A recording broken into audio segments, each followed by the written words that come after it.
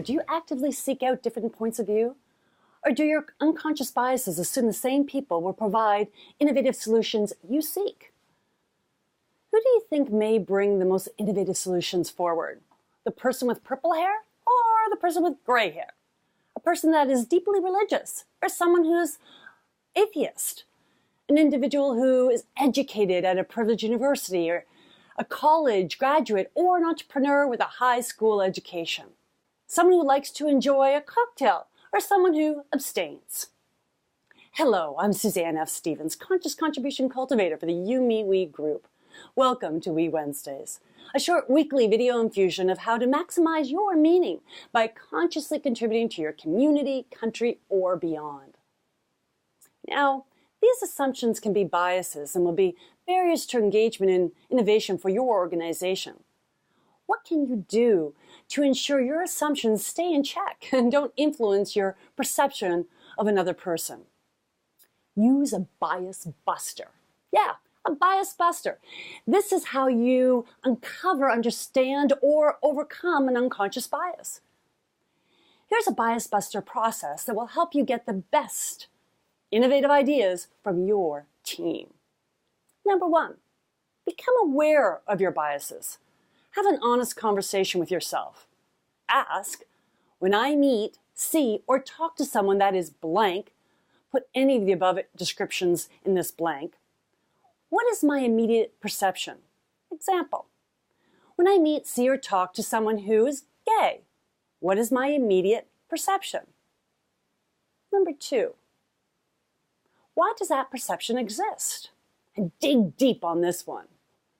Number 3, use logic. Ask yourself, how many, bias here, do I know that act, perception here? For example, how many millennials do I know that are lazy? Number 4, when you're about to impose your bias, this is a cause for pause. Neuro-linguistic programming, otherwise known as NLP, suggests pausing for 7 seconds. This will allow enough time for you to become conscious of your behavior. Number 5, listen to the other person to give your bias an opportunity to be proven inaccurate. Number 6, seek common ground. We all have something in common. We just need to ask questions to learn what it is. Are you a cat lover? Are you a dog lover? The common ground would be you both love animals. Finally, number 7, decide to be open-minded, to interact with diverse groups of people without judgment. You'll be amazed by what you learn. How to practice a bias-free life, or at least start limiting them? This weekend, seek someone out that traditionally you wouldn't speak to.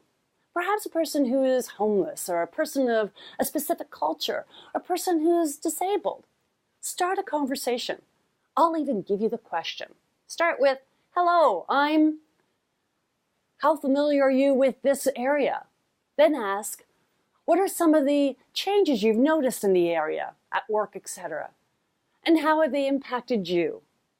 Or another question could be, how has your day been so far? Want to learn more about your biases? Refer to the link below and do the 12-minute test and get a peek into your natural tendencies. Then go through the above first 3 steps. You may have a new perspective on why your assumptions were unfounded. When it comes to innovation, or any decision for that matter, it is best to maximize the power of diverse perspectives. Include and seek input from people with a wide variety of backgrounds. This will optimize the contribution of the entire group. Next weWednesdays, we'll provide a perspective on the bias that comes with privilege. Until then, make sure you make your contributions count.